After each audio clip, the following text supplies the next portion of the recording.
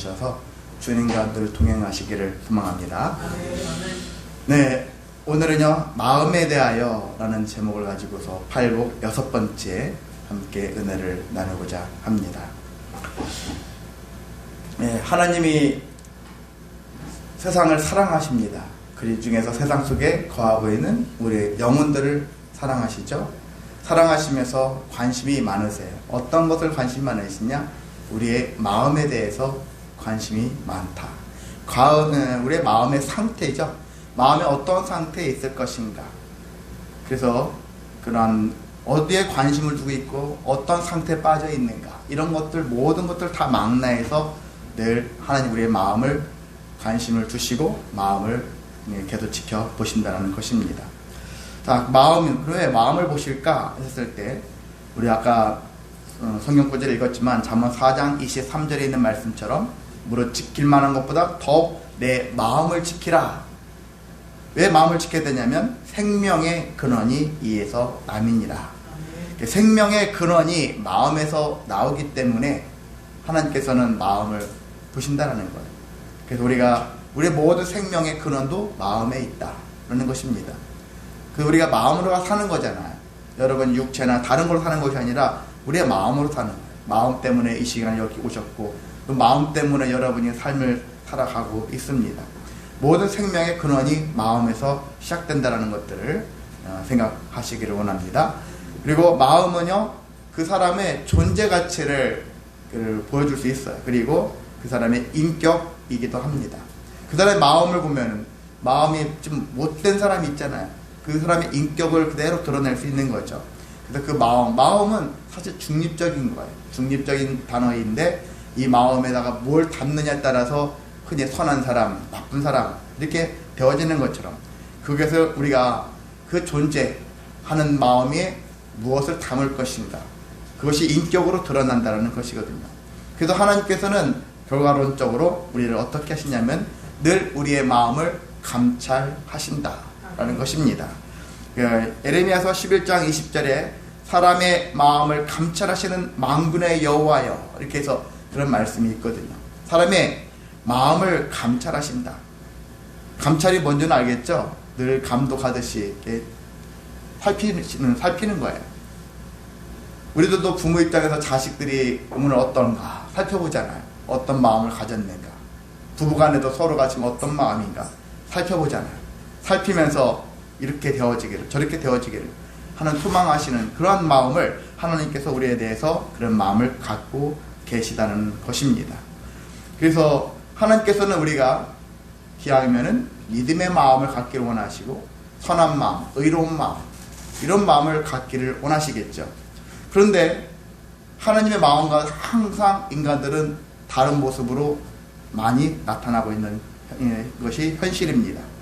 세상을 바라본다면은 하나님께서는 우리가 선하게, 의롭게, 그리고 깨끗하게 살기를 원하세요. 근데 우리는 정작 깨끗하기보다는 갈수록 더러워지죠. 삶에 찌든 때들이 많아지면서 더 더러워지는 인생을 살고 있습니다. 그래서 세상 사람들만 그러느냐? 근데 교회로 와보면 교회에 다니는 사람들 중에서도 더러운 사람들이 제법 있다는 것입니다. 예수님께서는 선포하시죠. 특히 신앙을 가졌다 하는 사람들을 보면서 뭐라 하냐면 너희들은 회칠한 무덤들이다, 그렇게 얘기를 합니다. 회칠한 무덤이라는 건 뭐냐면 무덤인데 무덤 벽을 하얀 회를 칠하는 거예요. 보기에는 인테리어가 잘 된 거예요. 깔끔하네. 와, 보기가 참 좋아요. 근데 보면은 결과적으로 거기에 시체가 놓여 있는 것이죠. 그래서 우리가 이런 거 같은 거 생각할 때 겉은 회를 칠한 것처럼 깨끗하고 막 산뜻하고 좋아 보여요. 그런데 속은 시체 썩는 냄새가 진동하는 그런 상태.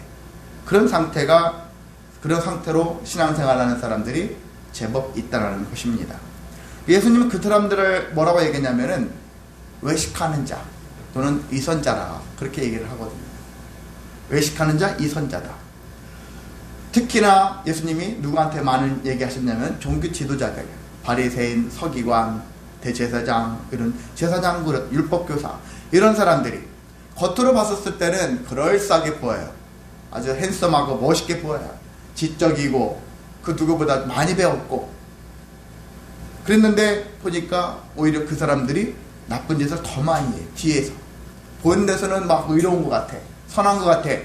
그렇지 않은 경우가 너무 많다는 얘기죠. 예수님은 딱 보니까 그게 보여지는 거예요. 느껴지는 거예요.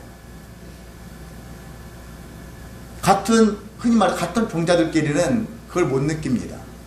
그런데 다른 사람들이 느끼잖아요. 우리나라는 우리가 여기저기 다녀봐도 다 거기가 거기지 그러잖아요. 왜? 한국에서 같이 살다 보니까 몰라요. 외국인들이 한국 오면 뭐 다 새롭고 전혀 다른 면들을 보는 것 같이 그래요. 같은 흔히 말해 종자들끼리는 모릅니다. 뭐가 나쁜지 뭐가 좋은지 몰라요. 근데 예수님이 봤었을 때는 같은 말씀을 전파하시고 말씀을 가르치시는 분인데도 불구하고 같은 말씀을 가지고서, 그런데 예수님이 보시는 관점에서 봤었을 때 이들은 부패한 자들이에요. 왜 그렇겠을까? 결국 말씀을 보긴 봐도 말씀을 잘못 인용하기 때문에 자기에게 유리한 것, 하나님의 마음을 전달할 사람들이 하나님의 마음이 아니라 자기의 생각을 전달하는 것, 그걸 자기의 뜻을, 그래서 거기 말씀을 전달할 때 자기의 이익을 염두에 두는 거죠. 이걸 함으로 인해서 내가 받을 수 있는 이익이 무엇인가, 이것들을 염두에 두면서 말씀을 선포하고 있고 하니까 결과론적으로 예수님은 그렇지 않거든요. 예수님은 다 내어주는 거예요. 하나님의 마음을 알려주기 위해서, 깨닫게 하기 위해서 하신 거거든요. 나를 증명하고 나를 드러내기 위한 그런 말씀 선포한 것이 아니라 하나님을 알아라, 하나님을 믿어라, 다 내려놓으니까 예수님은 얻을 게 없어요. 얻는다면 욕밖에 없는 거죠. 많은 사람들 멸시천대밖에 없는 거죠. 그럼에도 불구하고 예수님은 그 길을 택하지, 종교 지도자들의 길을 택하지 않고 정말 하나님이 처음에 명령을 했던 대로 말씀대로 삶을 살아낸 것을 볼 수 있습니다. 그러니까 같은 길 같은데 전혀 다른 거예요. 수많은 의사들이 있지만 어떤 의사는 돈을 보고서 의사 길을 택하는 사람들이 있죠. 의사하면 돈 많이 번대. 돈이 목적인 사람이 해서 의술을 펼치는 사람이 있거니와, 어떤 사람은 사람을 살려야 된다는 그런 마음 때문에 그런 마음으로 의사 활동하는 사람들이 있거든요. 변호사나 검사나 마찬가지예요. 어떤 많은 사람들이, 판사들도 마찬가지입니다. 세상의 지도자라 하는 사람들이 자기가 나의 어떤 이익을 염두에 두고서 하지 않고 정말 세상을 좀 더 이롭게 하기 위해서 한다면, 우리가 같은 사람이라도 같은 길을 가는 것 같아도 전혀 다른 모습으로 드러나는 것 같이, 과연 우리는 어떤 지금 마음을 가지고 살고 있습니까? 예수님과 같은 마음을 가져야 한다는 얘기죠. 예수님과 같은 생각을 가지고 살아야 하는 것입니다. 자, 예수님은 그래서 이들에게, 이 지도자들에게 위선자라 가면서 이들의 마음을 바꾸기를 원하신 거죠. 근데 쉽지 않습니다. 한번 그 길로 갔던 사람이 자기의 죄를, 자기의 잘못된 것들을 깨닫고 온전한 길로 가는 것은 어려워요. 이제 시작하는 단계라면은 곧 바꿀 수는 있겠죠. 근데 이미 많이 수십 년 녹아져 있는 사람들은 바꾸라고 해도 바뀌어지지 않아요. 스스로도 바꾸려고 해도 바뀌어지지 않습니다. 여러분의 직업도 마찬가지죠. 직업도 내가 수십 년 동안 A라는 직업을 택했으면 B라는 직업으로 바뀌어지는 것도 어려운 것처럼 쉽지 않은 부분이에요. 하물며 인격에 관련된 것들, 그런 세계관이나 가치관, 이런 것들이 바뀌어지는 것은 더더욱 어렵거든요. 그래도 바뀌어져야만 된다.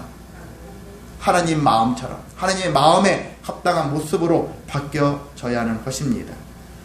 예수님께서는 이렇게 이 종교 지도자들만 문제 삼을 것이 아니죠. 오늘날 흔히 말해서 목회자들만 문제 삼을 것이 아니라 성도들도 마찬가지예요.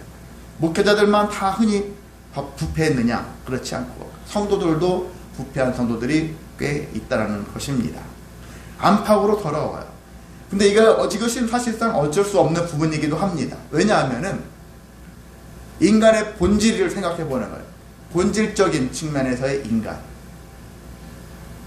나라는 사람의 인간, 신앙을 갖든 안 갖든 간에 기본적인 나라는 사람의 인간의 본질을 생각한다면은 인간은 심히 부패하고 그리고 거짓된 마음을 가지고 살아가는 존재라는 것이죠.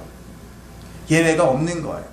신앙생활을 하고 예수님 믿었던 그 삶을 살고 있지만 지금도 여전히 우리는 거짓된 그리고 부패한 그런 마음을 가지고 살 때가 있어요. 전보다는 줄었을지 몰라도 여전히 이런 마음으로 살고 있습니다. 저도 제 자신을 돌아보면 여전히 거짓된 면과 부패한 면들이 있어요. 가끔씩 저도 꽤 올라오더라고요. 바울도 고백하지 않습니까? 오라 나는 공고한 자로다. 그게 뭘까요? 이 사망의 음침한 골짜기에서 벗어나고 싶은데 벗어나고 싶어도 쉽게 벗어나지지 않는 거예요. 우리 바울 하면 정말 위대한 바울 하잖아요. 성령 충만한 바울. 그런데도 불구하고 자기 내면에 그 솟아오르는 이 심히 부패하고 거짓된 마음들이 불쑥불쑥 자기도 올라오거든요. 그래서 여러분 어떤 사람 보면 저 사람은 참 우리와 달라. 그렇지 않아요. 모든 인간들은 다 그런 마음들을 갖고 산다 해도 과언이 아닙니다. 그럼에도 불구하고 우리는 이런 마음들을 갖지 않도록 자꾸 더럽힘에서 벗어나서 깨끗해짐으로 나아가야 하는 것입니다. 세상 사람들이 기독교인들을 혐오하는 이유는 우리가 사실 그들보다 선한 일 더 많이 해요. 그들보다 더 의로운 일도 많이 합니다. 그럼에도 불구하고 기독교인들이 욕을 얻어먹는 이유는 왜 그럴까요? 외식하는 자 그리고 위선을 떨기 때문에, 그것 때문에 더 많이 사람들이 그런 사람들을 혐오하잖아요. 앞에서는 되게 방글방글 웃으면서 뒤에서는 욕을 바가지로 하는 그런 불효 같은 사람들을 우리가 살 수 있다는 거거든요. 지금 성도로서 살 때 과도기적인 면도 있거든요. 여러분이 오늘 신앙생활을 시작했어. 하나님을 믿기 시작했어. 그럼 하루아침에 인격이 바뀝니까? 말하는 습관들이 바뀝니까? 안 바뀌어지죠. 그래도 1년 지나고 10년 지나고 20년 지나면 전보다는 좀 부드러워지겠죠. 남들보다 더 많이 부드러워지겠죠. 근데 사람들은 이 과정을 교회 다닌다는 이유만 생각하는 거예요. 이 사람이 전보다 나아졌다는 것은 생각하지 않고 교회 다니는 사람 왜 그래? 이것만 보는 것이죠. 이제 그러다 보니까 여러 가지 이 사람이 바뀌어지는, 변화되어지는 것들을 보지 못하면서 함부로 정죄하는 것도 있지만은, 그렇지만 어찌됐든 간에 우리는 여전히 외식하는 모습과 위선자의 모습을 가지고 살 수밖에 없다는 것입니다. 벗어나지 못할 거예요. 죽을 때까지. 그래도 위선을 그리고 외식을 덜 하는 삶의 모습으로 계속 방향을 가지고서 살아야 하는 것은 우리가 마땅히 가져야 할 모습이라고 할 수 있습니다.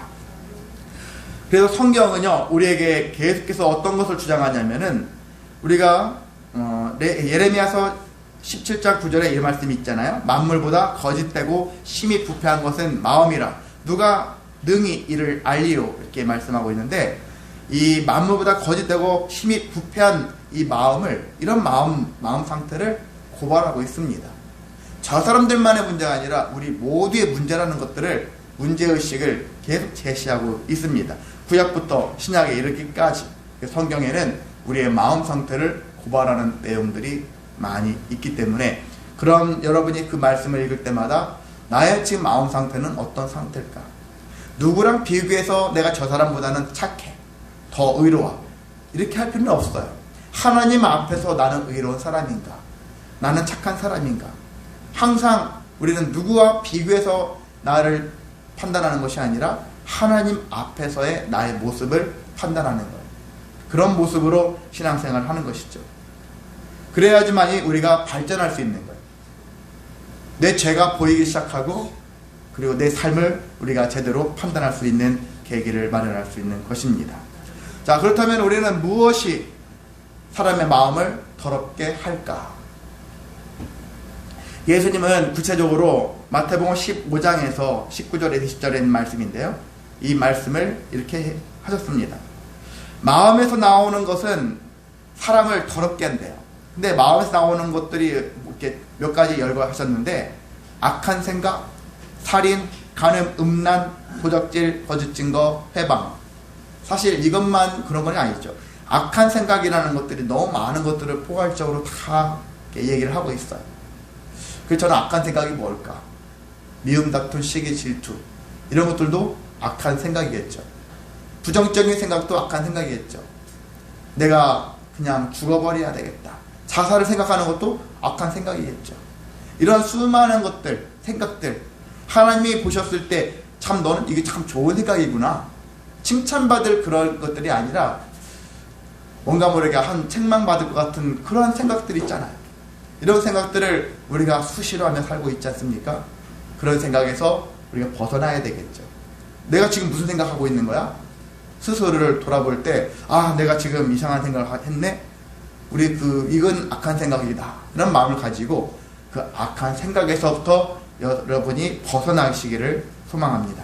왜냐하면 이런 것들이 계속해서 악한 생각에서 나중에 살인도 나오고 간음도 하고 음란, 도적질, 거짓 증거 회방하는 수많은 것들이 악한 생각에서부터 시작하잖아요.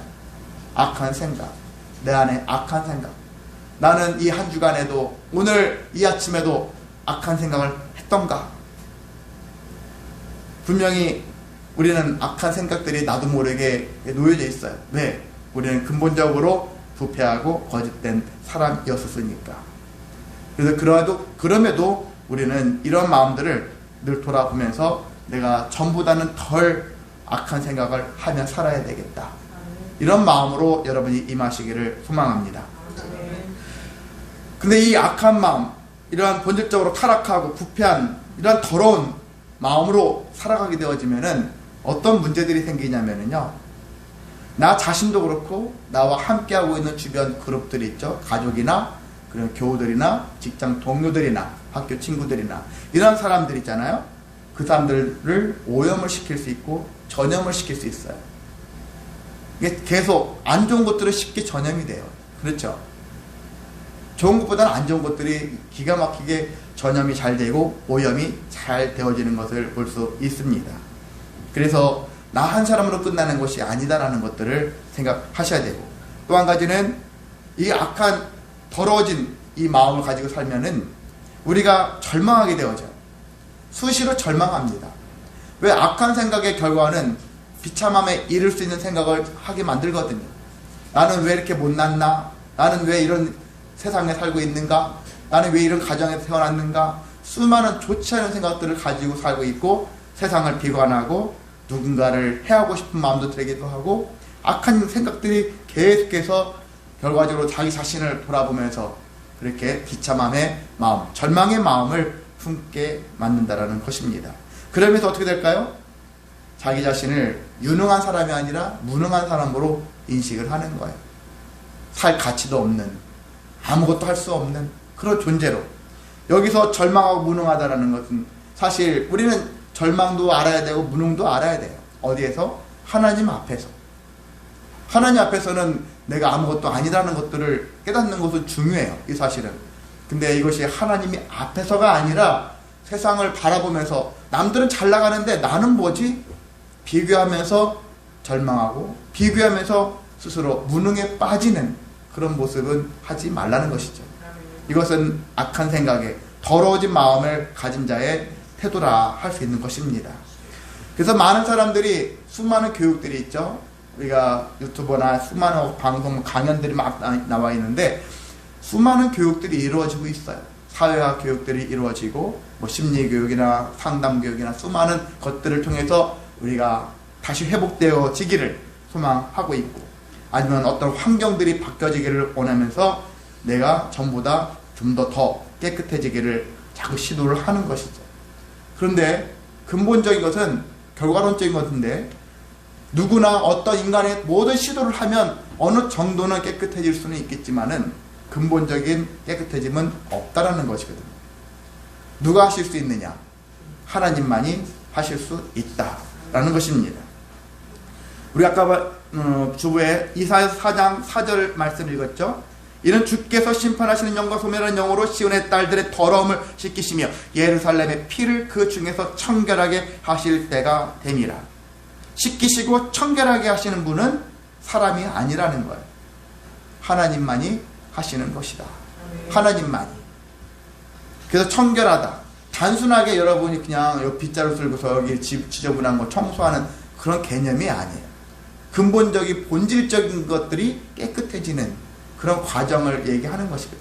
이것은 누가 하실 수 있느냐? 하나님만이 하실 수 있다라는 것입니다.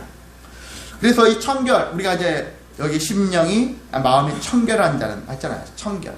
마음이 청결해져야 되는데 그러면 청결이 뭘 의미하길래 우리 생각을 해보는 거예요. 청결은 기본적으로 맑고 깨끗하게 된다. 종교사전에는 그렇게 되어 있어요. 맑고 깨끗하다는 의미이고 거짓이 없고 정직한 심령이 바로 청결된 그런 마음인데 이러한 상태를 인간 스스로가 할 수 있겠느냐. 노력을 해서 열심히 훈련을 했더니 내가 청결한 심령을 가진 자가 되었어. 그게 가능하겠냐? 가능하지 않다라는 것이거든요. 그래서 청결은 우리 영어로 하면은 우리가 클린, 맞아, 클린. 클린은 사실 깨끗하게 하는 거야. 지저분한 거 다 치워버리는 그런 개념이죠. 근데 청결은 클린도 있지만 더 중요한 단어는 pure, 순수하다. 순수. 자, 저 사람 보면 순수해. 그런 얘기 하잖아요.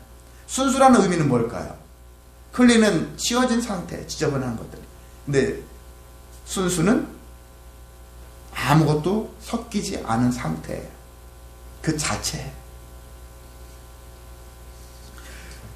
요즘에 가면 갈수록 그렇죠. 우리가 융합 산업이 발달하고 있어요. 모든 것들이 다 섞여요. 막 이것저것 짬뽕 되어지고 전혀 섞일 것 같지 않은 것들이 막 섞여지죠. 음식도 섞여지고 여러 가지가 동양 서양이 막 섞여져서 새로운 음식들이 탄생하고 그런 것처럼.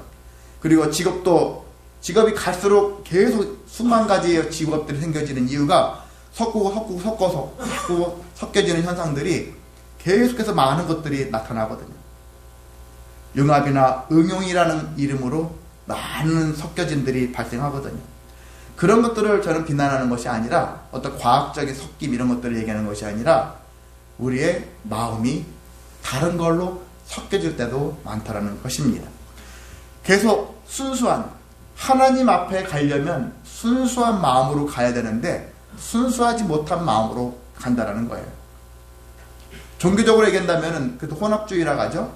혼합주의, 종교다원주의 이런 것처럼 다른 종교랑 막 다 뒤섞여 있어요. 뒤집박게 섞여 있어요.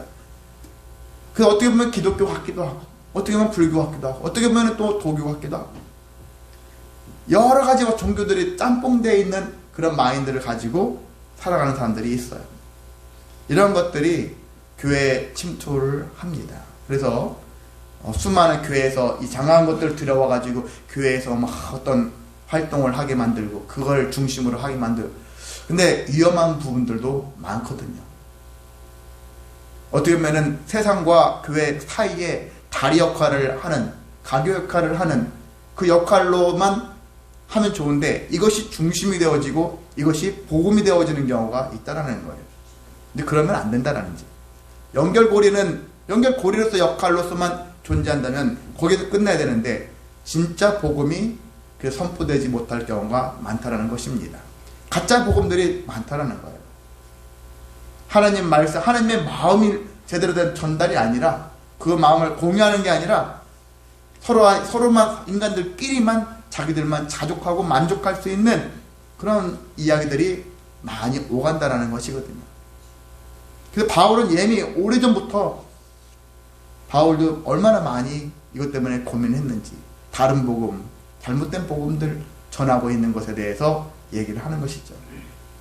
이와 같이 우리가 다른 것은 여러 가지가 섞일 수 있어요. 다른 어떤 우리가 활동할 때 여러 가지 직업도 A 직업, B 직업이 섞여가지고 C라는 직업이 탄생하는 것처럼 이렇게는 할 수 있어요. 이런 건 괜찮습니다. 근데 신앙적인 관점에서만큼은 섞이면 안 된다. 이것만큼은 갈수록 더 순수해진다는 것입니다. 왜? 하나님께서는 더 순수한 자를 찾으시니까. 더 가면 갈수록 정금같이 나온다. 순금처럼 되어지기를 하나님은 원하시잖아요. 99.9999 100%는 어렵지라도 99.99를 향하여 나아가는 그 태도를 하나님께서 우리에게 원하신다는 것이거든요. 그래서 우리가 계속해서 순수해지자. 더 순수해지자. 세상에 물들고 더 물들어서 도무지 순수해질 수 없는 그런 지경에 이르기 전에 이제라도 발을 빼는 거죠. 만약에 마약이나 이런 거 술에 쪄들어 있다면 빼는 거죠. 이제 내가 제대로 된 모습으로 살아야 되겠구나. 이런 마음을 가져야 하는 것입니다. 근데 이러한 것들을 마음을 가졌다 할지라도 쉽게 될 수 없다는 것들을 함께 말씀을 나눴죠. 그럼에도 불구하고 우리는 주님이 원하시니까, 하나님이 원하시는 거니까 거기에 대해서 응답을 해야겠다는 것입니다. 그래서 신앙생활은 응답의 생활이에요. 하나님이 주문하시잖아요. 말씀을 통해서 우리에게 이렇게 해라 저렇게 해라 주문하셨을 때 내가 그 주문에 따라서 움직여야 되지 않겠습니까? 그게 응답이는 거예요. 하나님 응답하여 주시옵소서. 나의 소원을 응답해 주소서. 내 소망, 내 간구를 응답해 달라고 하나님께 하기 이전에 우리가 먼저 하나님의 말씀에 응답하며 살자라는 것입니다. 어떻게 해야 될 것인가? 그것은 세 가지로 이렇게 간단하게 말씀 나눈다면, 앞서 말씀드린 것처럼 잠언 4장 23절에 있는 것처럼 세상으로부터 마음을 지키는 것으로 응답을 해야 합니다. 세상은요 끊임없이 유혹을 해요. 우리를 미혹합니다. 그리고 흔들게 만들어요. 마음이 흔들리게 만들어요. 야, 이거 좋은 거 있어. 이리 오면 이거 가질 수 있어. 그래서 많은 유혹이 있어요. 그래서 요즘에 뭐 대놓고 피싱하는 것 말고도 수많은 다 그런 미혹하는 것들이 우리 주변에 너무 많기 때문에 그것들을 여러분이 잘 분별할 줄 알아야 하는 것입니다. 마음을 지켜야 되기 때문에 한번 흔들리면 망할 수 있어요. 저희 가족들 보니까 피싱 당해서 뭐 수억을 잃은 사람도 있더라고요. 있어요. 이런 사람들이 주변에 많거든. 저도 피싱을 당할 뻔했었잖아요. 10년 전쯤에. 그래서 교회 돈 500만 원 날라갈 뻔했었어요.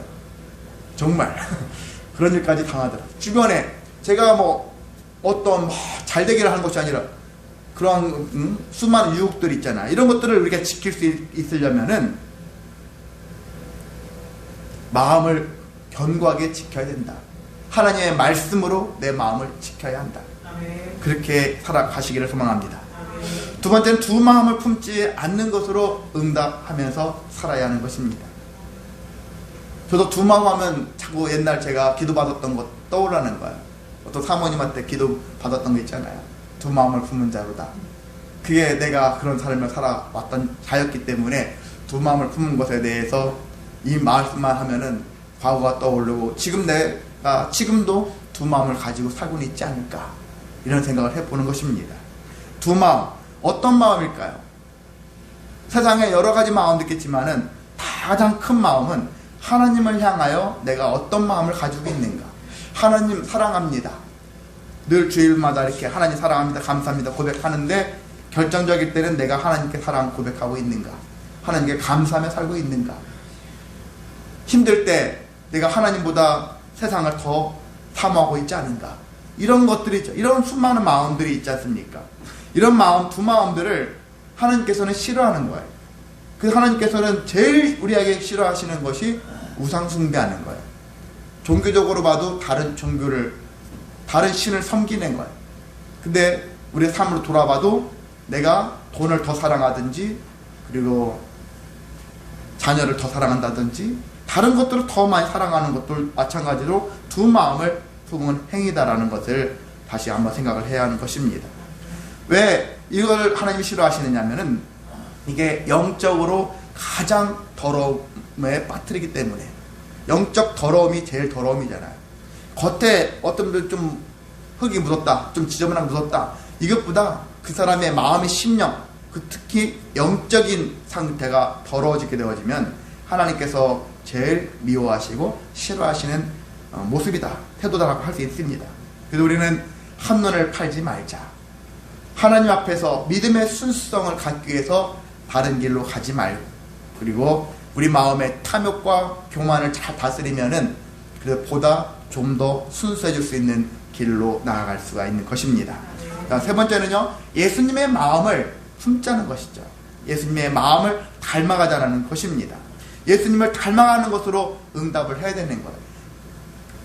어제보단 오늘, 오늘보단 내일 나는 예수님의 마음, 대표적인 마음, 온유한 마음, 겸손한 마음. 예수님 스스로 나는 온유하고 겸손하니, 말씀하셨지 않습니까? 예수님의 마음을 닮아가는 거로 자꾸 우리가 응답을 하면서 살아가야 하는 것입니다.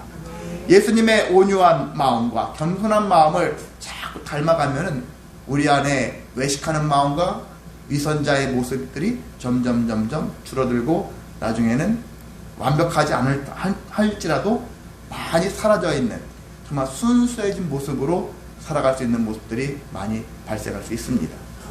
그래서 제가 예전에 이 얘기할 때마다 생각할 때마다 제 막내 처형이 옛날 영국에서 2년 동안 있었을 때 거기에 있는 그 영국 어떤 시골 쪽에 있는 교회에 다녔을 때 거기에 부모님 제도가 있는 거예요. 어떤 이제 매칭을 해주는 거죠. 어떤 의사분인가 그 부부가 돌봐주는 개념으로 한 그런 매칭을 해줬는데 의사 정도 되면 우리가 생각할 때 돈 많으니까 뭐 탐욕스럽고 세상에 많은 것들을 누렸고 이런 생각하면서 세상에 많이 권력에 부에 쩔어있는 그런 모습을 가지고 있는 줄 알았더니 그렇지 않다라는 거예요. 그 사람들을 대할 때마다 순수하다는 거야. 참 영혼이 맑다. 영혼이 순수하다. 어떻게 의사생활을 했길래. 그렇죠. 돈을 보고 했었으면 맑지 않을 거예요. 정말 이것이 목적이야. 삶의 목적이야. 그런데 그것이 아니라 살리는 목적을 가지고 의사 본연의 마음을 가지고 하나님의 마음을 가지고 살았으니까 이렇게 점점 더 순수한 모습으로 바뀌어지지 않았을까. 그런 생각을 할 수가 있는 것입니다. 우리도 늦지 않았어요. 지금부터라도 우리는 다시 나아가면 순수해질 수가 있습니다. 아멘. 주님의 마음을 품고 살면은 전보다 훨씬 이미 저는 여러분들을 오래전부터 특히 봐왔던 분들 입장에서는 전보다 훨씬 나아졌어요. 기대가 되어집니다. 앞으로 더 계속해서 그 방향을 향해 나가게 되어지면은 그 누구보다 굳이 비교를 하자면 더 많이 순수해진 모습의 인생을 살게 될 줄을 믿습니다. 근데 이제 반대급부로 우리가 만약에 순수하지 못하고 그리고 깨끗하게 하지 못하고 예수님을 믿는 것을 소홀히 하면서 아니란 마음, 더럽혀진 마음으로 살게 되어진다면 어떤 일이 발생할까? 이것도 세 가지로 말씀드릴게요. 첫 번째는요, 합당하지 못한 일을 하면서 살게 된다라는 거예요. 합당하지 못한 일이 뭘까요? 로마서 1장 28절에 보면은 그들이 마음에 하나님 두기를 싫어하며 사람이 하나님 두기를 싫어하는 사람들이 무슨 일을 할까요? 하나님께서 그들을 상실한 마음들을 내버려 두니까 그들은 곧 합당하지 못한 일들을 하면서 산다라는 거거든요. 합당하지 못하다. 세상에서 많이 얘기들, 정치권에서 대통령도 얘기하고 있죠. 공정과 상식을 벗어나는 일들을 하는 거예요. 말씀대로 살지 못하는 거예요. 악한 짓을 하는 거예요. 잘못된 짓을 하면서도 어쩔 수 없다 그렇게 얘기하든지 아니면 그것이 죄라고 여기지 못하고 살아가는 인생을 사는 것입니다. 그래서 합당하지 못한 일을 하게 되어질 수밖에 없는 것이죠. 그리고 두 번째는요, 나중 형편이 전보다 더 심하게 나빠진다는 것입니다. 이건 제가 만들어내는 말이 아니라 성경에 있는 말씀, 마태복음 12장에 43절에서 45절까지 있는 말씀을 보면은 어떤 얘기 나오냐면 한 귀신의 입장에서 얘기하는 거예요. 귀신이 어떤 사람에게서 나갔어요. 아, 여기 못 있겠네. 나가야 되겠다. 나갔어요. 나갔는데 여기저기 다니다 보니까 쉴만한 곳을 찾았는데 없어요. 아, 갈 데 없네. 다시 그 사람한테 돌아가야 되겠다. 다시 들어가려고 하는데 깨끗이 청소되어 있네. 여기를 들어가야 되는데 청소되어 있네. 그러려면 내가 여기를 더 센 놈들을 데리고서 여기 안에 들어가야 되겠구나. 그래서 자기보다 더 악한 7귀신을 데리고 그 사람에게서 들어갔다는 이야기가 여기 나와 있습니다. 그랬더니 그 사람을 이제 입장에서 놓고 보면은 귀신이 한 마리 있었을 때는 그냥 대충 어떻게 살았어. 꾸역꾸역. 근데 7마리, 더 센 안 좋은 7마리까지 더 들어가 버리니까 이 사람이 완전히 미쳐버린 거예요. 완전히 돌아버린 거죠. 이것을 어떻게 해석할 수 있느냐면요, 이 사람 귀신이 왜 나갔을까? 그 사람에게도 하나님의 은혜가 임해가지고 하나님의 은혜가 알기 시작했고 하나님을 믿고자 하는 마음들이 생겼어요. 그래서 일시적으로 깨끗해진 거죠. 순간적으로 치워진 거죠. 완전히 깨끗해진 건 아니에요. 일시적으로 깨끗해진 거죠. 그런데 다시 하나님께 받은 바 은혜를 놓치지 않고 내가 이걸로 통해 이 길로 계속해서 더 성령 충만해져서 은혜 충만해져서 살면은 좋았을 것인데 다시 시들시들해지는 거예요. 신앙심이 가라앉고 결과적으로 에이 그냥 뭐 교회야, 교회를 안 나가는 거죠. 신앙생활을 안 하는 거죠. 이렇게 되어지니까 마귀가 이제는 7마리가 들어와서 더 이상 여기가 깨끗해지지 못하도록, 믿음으로 순수해지지 못하도록 그렇게 만들어버리는 일들이라는 것을 말씀하고 있는 것입니다. 그렇습니다. 하나님께서는 우리에게 기회를 날마다 주십니다. 은혜를 주시고, 그래서 성령 충만할 수 있는 기회를 주시고, 그래서 순수해질 수 있는 기회를 계속 주시는데, 그 기회를 차는 것은 우리 자신들이다. 우리 안에 있는 악한 생각들, 거짓되고 부패한 마음들이 불쑥불쑥 그렇게 만든다라는 것들을 기억하셔서, 그래 내가 이렇게 살았더니 나중이 전부 다 나중 형편이 전의 형편보다 더 안 좋아졌다. 갈수록 안 좋아졌다. 그런 얘기거든요. 그래서 우리가 저 사람의 말로 하잖아요. 저희 인생의 말로가 안 좋다. 그런 얘기를 여러분이 듣지 않기를 소망합니다. 그래서 하나님을 믿었더니 더 은혜를 사모하고 성령 충만해졌더니 정말 나중 형편이 전보다 더 좋아졌다 하는 그런 얘기를 들으며 사시기를 소망합니다. 가장 중요한 일은 세 번째가 주님 나라에 들어갈 수가 없다라는 거거든요. 더럽혀진 모습으로는. 이건 요한계시록에 있는 말씀이기도 한데요. 더럽혀진 자들은 어떤 자들이냐? 요한은 이렇게 얘기하고 있어요. 사람들인데 개들이다. 개들과 점술가들, 음행하는 자들, 살인자들, 우상숭배자들, 거짓말 좋아하는 자들, 지어내기를 좋아하는 자들, 이런 사람들은 다 성 밖에 있다. 하나님의 성 밖에 있다라는 거예요. 구원받지 못한다 라고 이렇게 선포를 하고 있습니다. 보니까 그렇다라는 거예요. 흔히 누가 그러죠? 하나님 나라 갔다 와본 사람들이 가보니까 하나님 나라 이렇게 생겼고 저렇게 생겼고, 그런데 저 사람은 반드시 하나님 잘 믿었으니까 하나님 나라에 가 있을 줄 알았는데 보니까 그 사람은 하나님 나라에 없었더라. 뭐 이런 얘기 같은 거 여러분 많이 들어보셨죠? 그럴 수가 있다라는 거예요. 근데 어떤 자들이 결과적으로 구원을 받았느냐, 하나님 성에 거했느냐, 성경에는 뭐라고 되어 있냐면 자기 두루마기를 빠는 자들이 하나님의 성에 들어갈 권세를 받았다라는 얘기를 하고 있습니다. 자기 두루마기 옛날 한복 겉에 있는 거 있잖아요. 그거잖아요. 그런데 이것을 빠는 자들, 깨끗하게 하는 자, 순수하게 만드는 자들이 결국 하나님 나라에 들어갔다라는 얘기를 하고 있습니다. 그래서 우리가 하나님 앞에 나를 순수하게 만드는 것은 그냥 착하게 살기 위한 것이 자체가 목적이 아니에요. 착하게 사는 건 과정이에요. 착하게 살고 선하게 살고 그리고 깨끗하게 순수하게 살게 되어질수록 내 영혼이 더 복된 인생으로 가게 된다는 것입니다. 그래서 성경에 그랬죠. 예수님이 그랬습니다. 마음이 청결한 사람은 어떻다고요? 행복하다. 왜 행복할까? 하나님을 볼 수 있기 때문이다. 하나님 보는 게 행복한 일인가? 라고 생각이 들 수 있겠지만 행복한 일입니다. 사실 구약에서는 하나님 보기를 모세도 원했잖아요. 하나님 얼굴 좀 보기를 원합니다. 근데 하나님이 나를 보면은 너 죽게 될걸? 그 나중에 정면의 모습이 아니라 지나가는 모습을 뒤에서 볼 수 있도록 배려를 하셨는데, 하나님 본다라는 것은 곧 죽음이다 라는 인식이 강했어요. 신약으로 왔었을 때는 예수님이 말씀하셨죠. 나를 본 자는 곧 누구를 봤다고요? 하나님을 본 자다. 그런 얘기를 하시면서 하나님을 보는 것은 곧 생명을, 영생을 얻었다 라는 말씀으로 또한 해석을 할 수가 있습니다.